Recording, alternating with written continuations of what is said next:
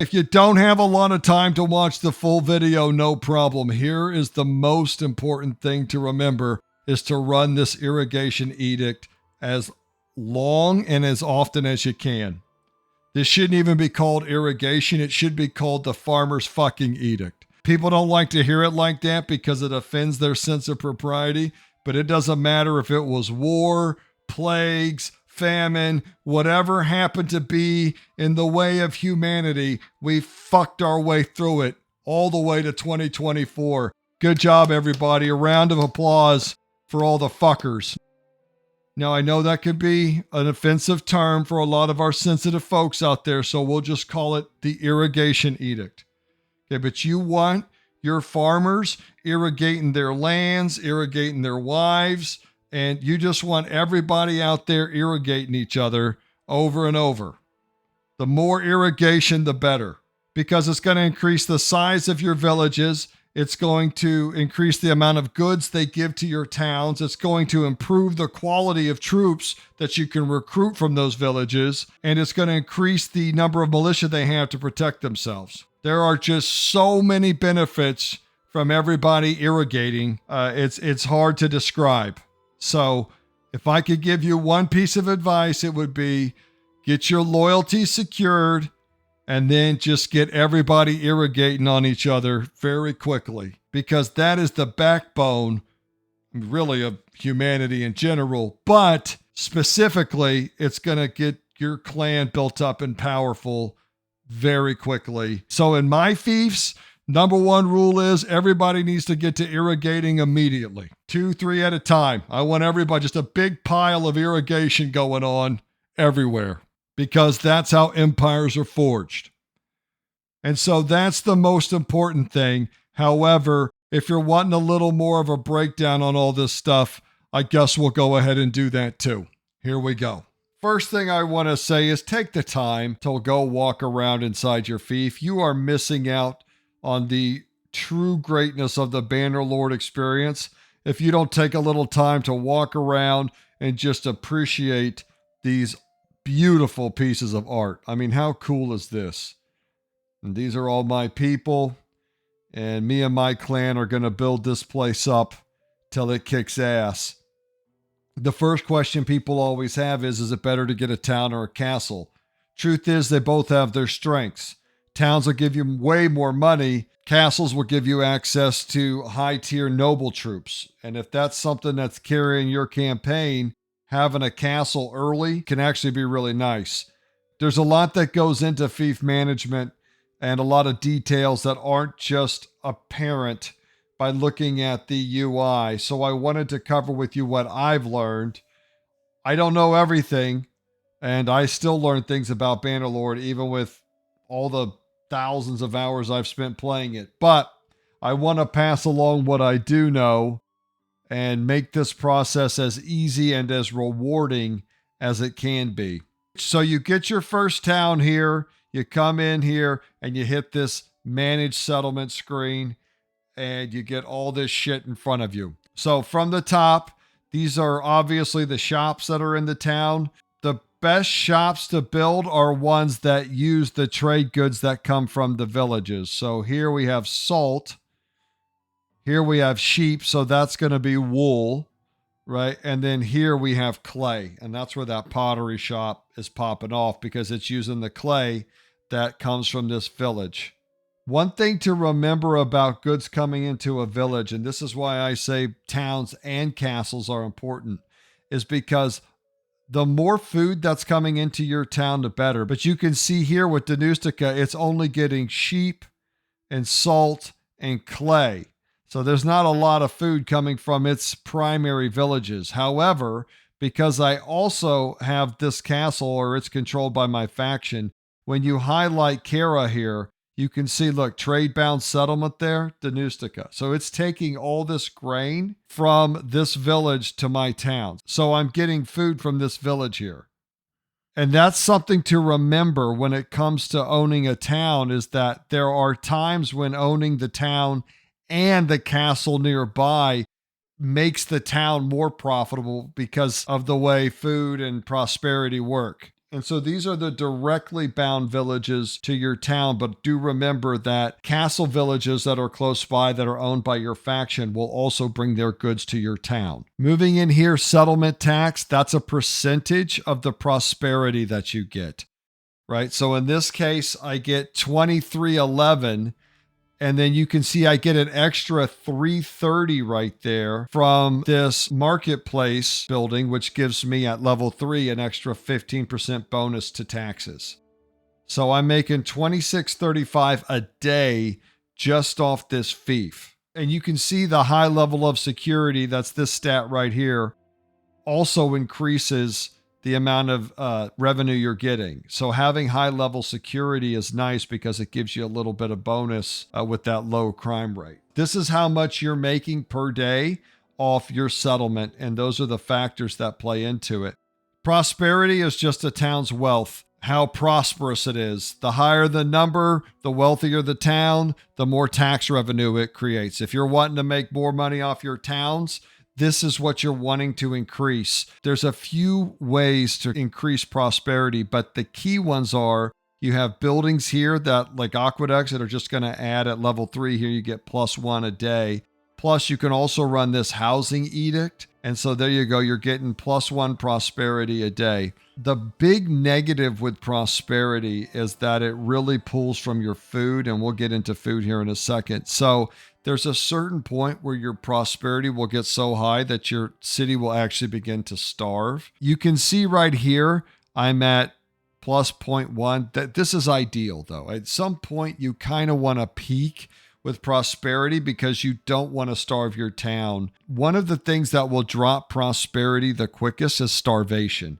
So when you're taking over a town, you might want to consider if you want to starve out the garrison, because if you do that, you're going to hit that town's prosperity very hard, and then you're going to have to build that prosperity back up. Now, again, if you build the buildings and run the edicts, you can do it fairly quickly. It doesn't take that long, especially in towns that collect a lot of food, but it is just something to be aware of. If you're wanting to take over a town and get it producing money as quickly as possible, then maybe you don't want to starve the population out. This number will build quickly, and then at some point it will kind of begin to top out, but that's okay. You want it to at some point, because if the town gets too big, like I said, it will starve. Construction is the amount of labor and basically people willing to work to help you get projects done in the town. One of the things you can see right away with construction is a lot of these stats play into each other. So prosperity determines how much tax you get. It also determines how much construction you get. Look, I get an extra +66 from this town being so prosperous because there's so many contractors and workers. I get a massive boost to the amount of construction going on in this town. I get the +9 from the workshops here. If I come over here, look at this, adds +50 construction a day. Now look, I've got an extra 50 on top. So now I'm at 125.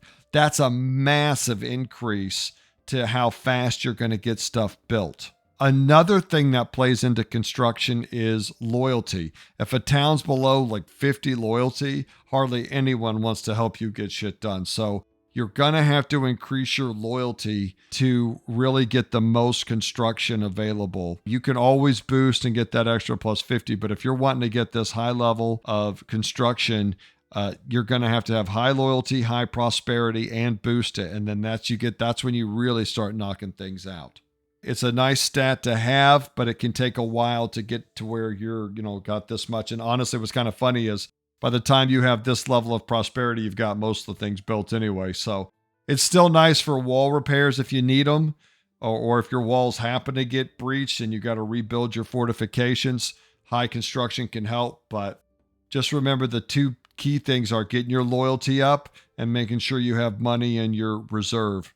Another thing that can really help with construction, especially if you just take over a town and it has low prosperity and low loyalty, but you really need to get stuff built up quickly, is this forced labor perk where you get +1% construction speed for every 3 prisoners.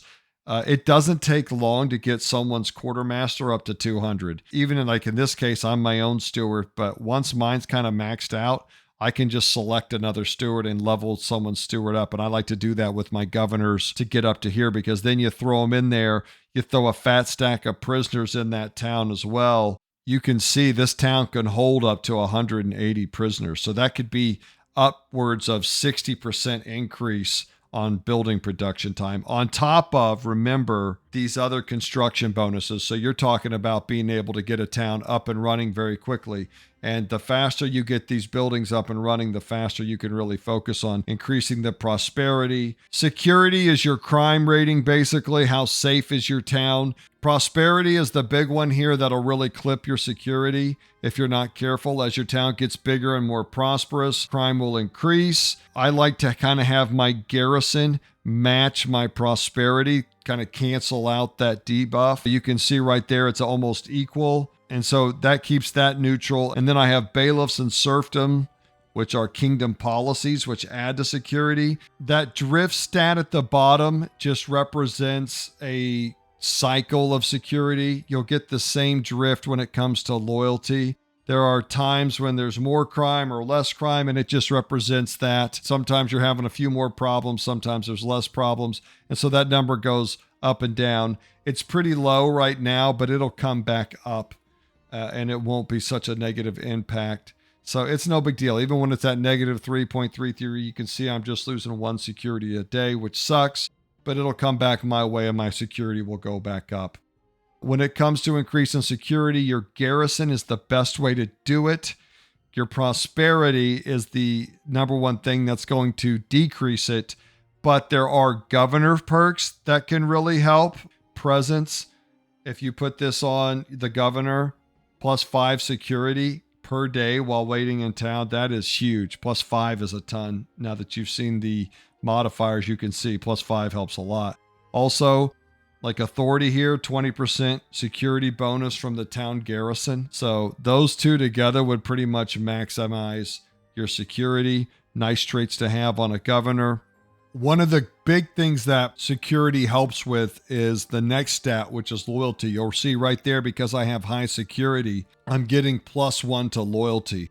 Loyalty is an essential factor, because anytime you break below 25 loyalty, every day that goes by, your town has a chance to rebel, where they'll kick everybody out, they'll kick your faction out, and they'll declare themselves an independent town and faction. So the first thing you need to do when you take over a fief is secure the loyalty. And there's a ton of factors that play into this. The big thing that really impacts loyalty is culture. If you get a town or a castle assigned to you that's from another culture, you're going to be taking -3 right off the top. It's very difficult without the right policies and governor and perks to consistently manage a town that's not of your culture. Now, I'm not saying that it's impossible. And with the right perks and policies, you can negate that -3 pretty easily, but it can take time to get to where that's the case.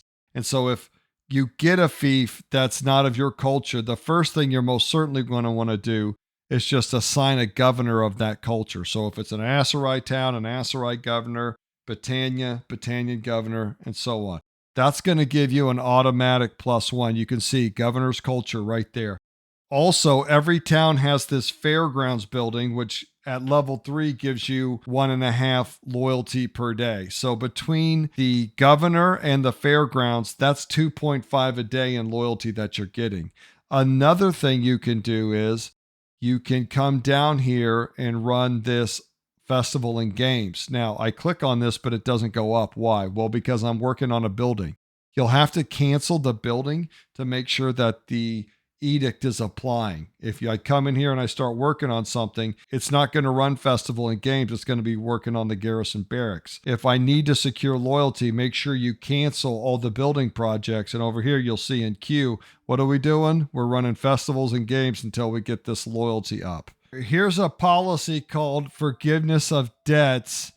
This one can be a hard one to pass. You can see it has 0% support. A lot of times that's just because of the clan leader, though. And if you actually propose it, and you can bring it up a little bit, but this one could be a hard one to get past. But once you're king, this can be huge for making sure that, especially towns that you give over to AI clans from other cultures, don't rebel. This helps a lot. Loyalty also has that drift mechanic where it kind of goes up and down and causes the loyalty to sway a little bit. So you got to be careful if you're kind of teetering on high or low loyalty, because that drift could ramp up and really pull you down past the breaking point. You want to be above 25 to prevent a rebellion. You really need to be well above 50 to get construction going. I really like to be above 70. The only reason this one's so low is because I pulled my wife out, who was the governor, to make her run around with me so I could knock her up.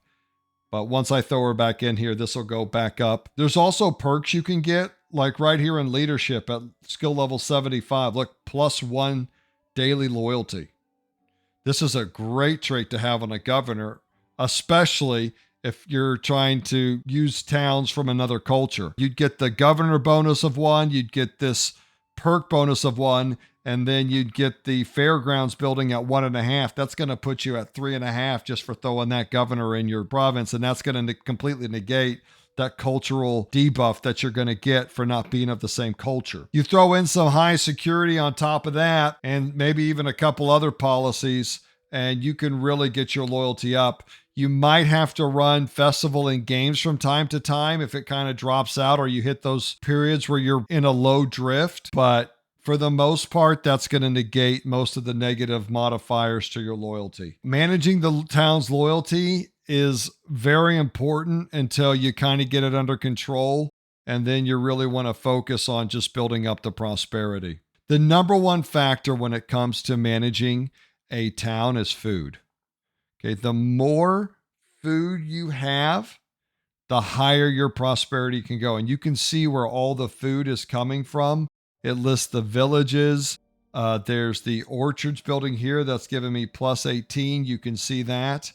You can see right there the grain +64. That's that grain coming from that castle village. And that's what I'm telling you. People say town or castle, but sometimes to maximize your town's potential and its security and its prosperity, you're also going to need to take over the castle around it so that you can secure those trade-bound settlements to bring that food in. If I don't have that castle, that grain's not coming to my town. And you can see how essential that +64 is to my food production. You'll notice at the very top, the two things that most affect your food consumption are your prosperity. I mean, the higher the prosperity, the more people you have, the more people consuming chow, -165 because my town's so prosperous. And this is what I'm telling you.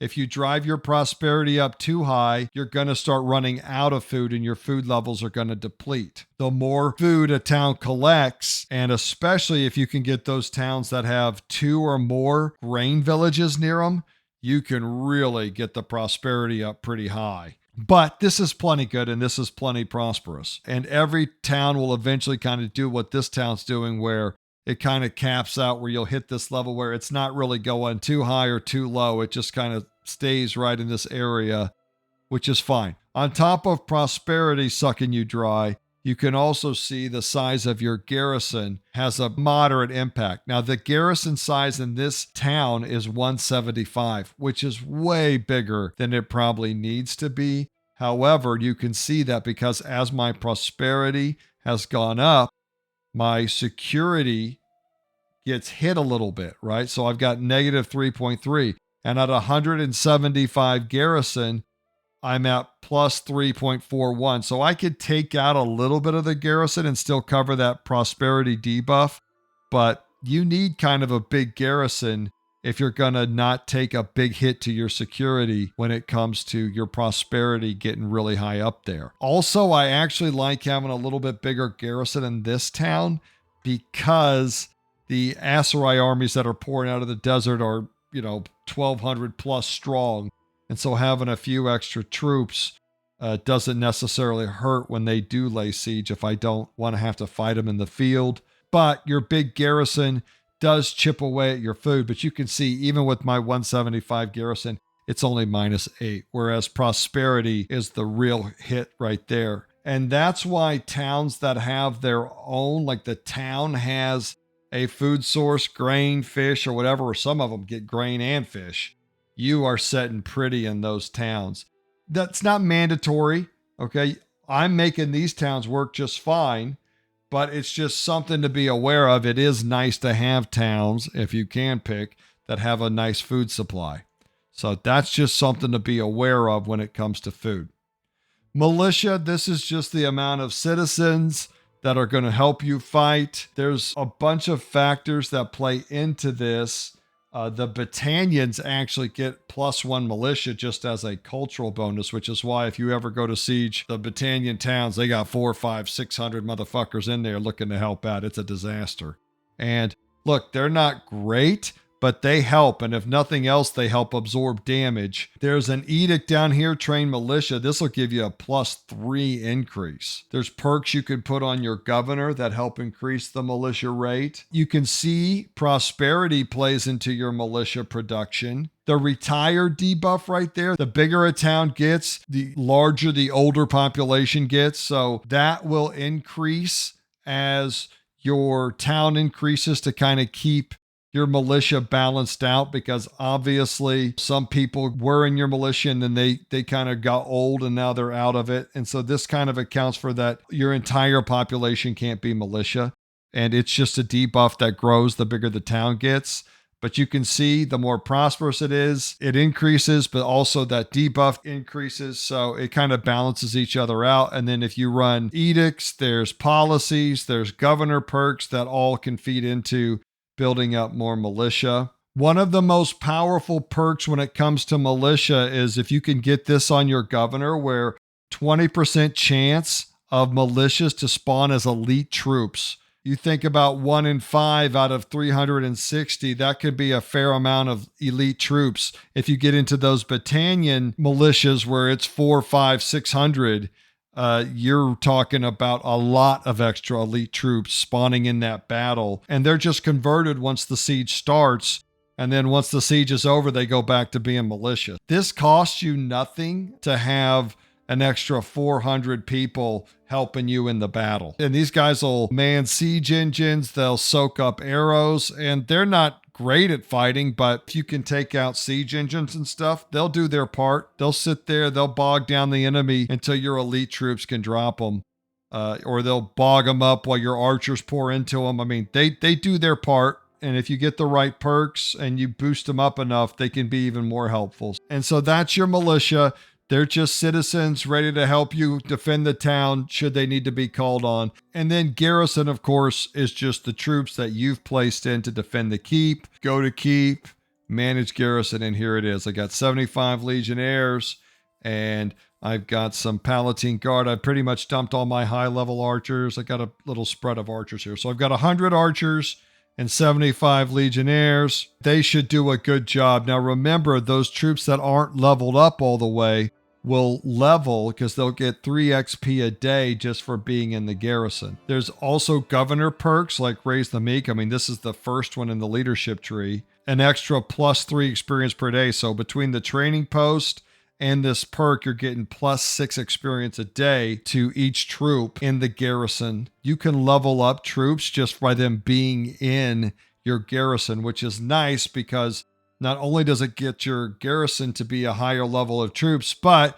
should you need more troops, you can go grab your garrison troops, fill up your stock, place some new recruits in there, and they'll begin leveling up just by sitting in there. They won't level up nearly as fast as if they're on the battlefield, but they won't die as much either. And so, hey, take some with you to battle, put some in your garrison, and between those two, you can get a big army up and running very quickly. Very nice for those times when you get wiped out and you need to start over. You grab your garrison as kind of a starting army. You throw a whole bunch of troops in there. So by the time you get back, they're leveling 2 and 3. And then, it greatly enhances the process of getting back up on your feet. Bigger garrison is going to help provide security, but it's also going to eat more food, but not enough that it really matters. Again, prosperity is the real thing that chips away at your food, and there's nothing you can do about that. The best thing to do is just to make sure that you've got a lot of food coming in. Now, when it comes to projects, they all have their place, but the most important ones to me are the Siege Workshop and the Fairgrounds. The high loyalty is going to increase your construction, which is going to decrease the time it takes for you to build these things, right? Because the higher your construction is, the faster you build stuff on top of your reserve over here. And the siege workshop is going to make sure that you can win those siege skirmishes and force big enemy armies to hit your walls at a massive disadvantage and cause just horrific casualties, right? When you have your siege engines up and they don't. And at level 3 here, you can see you get a 100% bonus to siege engine production, which is huge, especially when they start building trebuchets or other mangonels and you guys are in those duels where you're tossing rocks back and forth to each other.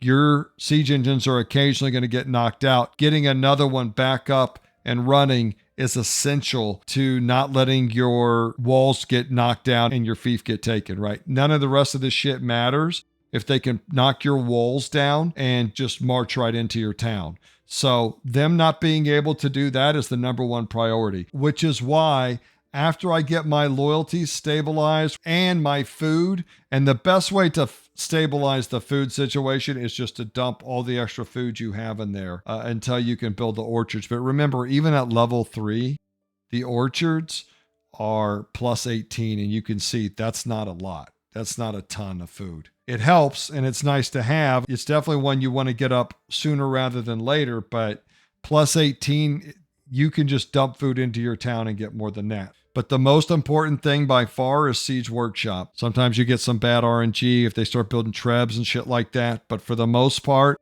if you have a level 3 siege workshop, the enemy is going to come into a nightmare. And that's exactly what you want. The only exception to that is, and especially if you get a town that's not of your culture, you may have to build this fairgrounds up as part of getting this loyalty together, okay? Which is no big deal. You got a ton of influence. If someone comes to attack your fief, just wait outside, call a big army together, and crush them. You will very quickly have all of this stuff built up. I really like to get my siege workshop into my food, into my granary, into my fortifications. That's typically how I do it. So I'll go fairgrounds into siege workshop if I need to get my loyalty managed. If my loyalty is already manageable, I'll go siege workshop into fairgrounds, typically into orchards and granary, right? Because with the siege workshop and a good amount of food, that's going to make your town very, very fortified. And then from there, I go about building the stuff that's going to start increasing prosperity. When it comes to which is the best edict to run, I think they all have their place. The housing one here with the plus settlement prosperity, what this one is really nice for is you take over a fief, say it's like Epicrotia or one of those ones that really just swap hands a lot, and it's just been passed around and now it's been starved, it's been sieged, and the prosperity is very low. You take over it and the food is pouring in. You're at like plus 100 food. The loyalty's fine, but the prosperity is like 2,500 because it's just been massacre after massacre. Well, you want to build that up as quickly as possible. This is when you can start running housing. Just remember, as your prosperity goes up, it's going to start negatively impacting your security and food, but just keep an eye on it. And if you have a town that has a ton of food and is very well off in that regard, then you can start jacking your prosperity up as quickly as possible. And you'll want to do that. But on the whole, I very rarely run prosperity. When it comes to training militia, the only time I've ever run this is if after like a very close siege, my militia got devastated and I'm down here at like 20 or 30 militia, then, you know, a +3 increase for a month isn't going to kill me and it's going to build it back up very quickly. You know where I've had the most success with trained militia is when I was running a Britannia campaign, because with their +1 militia cultural bonus, they already have huge militias. You throw this on top of it, and I'm telling you, it forces the enemy to get like these huge armies just to come to take your town, because your town's going to have 600-700 militia if you're running this on it. And so they come stacked to take it, which is kind of nice because instead of a whole bunch of lords running all over the place, they're in one big blob, and then they're hitting your very built up keep with a level 3 siege workshop, hopefully level 3 or level 2 fortifications, and you've got all this militia on top of it. it can really play to your favor. So the AI calculates what it's going to need to take a fief. And if you've got a huge amount of militia in there, it's going to bring a lot more troops. So that's one way that I've seen this kind of play out when I just was trying out train militia. I don't run this one very often, if at all, during a campaign, but I have, and I've had some success with it. And I do think it has a place, although this is the one I absolutely run the least. Festival and games, absolutely essential for securing the town loyalty and getting it stabilized. This is one you're going to want to run to get that loyalty soaring up. Everybody loves a party. Just remember, if you're building something over here, to make sure that that's what's actually going on. So if you're building something like this barracks, the games are in queue, but they're not happening. I canceled the building production. Now festival and games, this is what's going on every day. And now you see I'm getting that +3. Best and most powerful edict in the game is right here, irrigation. +1 increase to village growth. When you bring up a settlement page on a village, you'll notice this hearth stat right here. And this is basically the homes or the population of the village.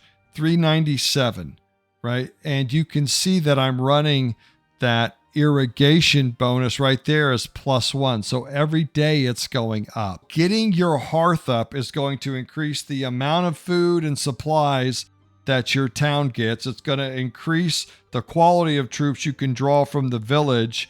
It's going to increase the amount of militia in the village that are ready to defend. So those small armies of 20 or 30 obnoxious Karakurjit or whatever, they won't even attempt to raid your villages because your villages will be too well protected. There is just so many benefits to increasing the number of hearths in a village. And the Empire here gets a debuff, probably the worst debuff in the game that affects hearth growth. I think it's something like a 20% reduction in hearth growth, when you can see it right there, -0.28. Now with a base of 0.4 and then you subtract the -0.28, I'd be at 0.12. So I wouldn't even get an extra 1 except for every, 10 days or so, 9 or 10 days. Bring in irrigation though, and now I'm getting an extra. So every day that number's going up. And as it goes up, again, I get all of those benefits I mentioned, the higher this number goes. Now, what's really important is not only do I want to run irrigation in my towns to get my town villages built up and as high as possible,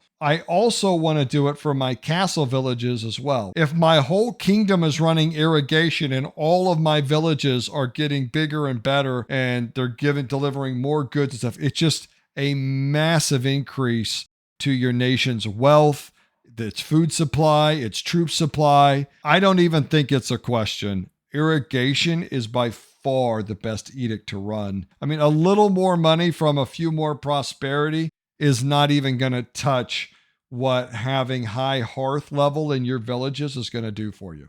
Having villages with high hearth level, especially if you can protect them and not let them get raided and really build that number up, you can get some huge parties going. And then they're pretty much immune to bandits, any type of small level raid they're going to defend themselves from. It's really amazing how powerful this edict is. And especially for the Empire that has the debuff, it's almost more important to run this irrigation because you want to get your towns up, but you're going to have to work a little bit harder.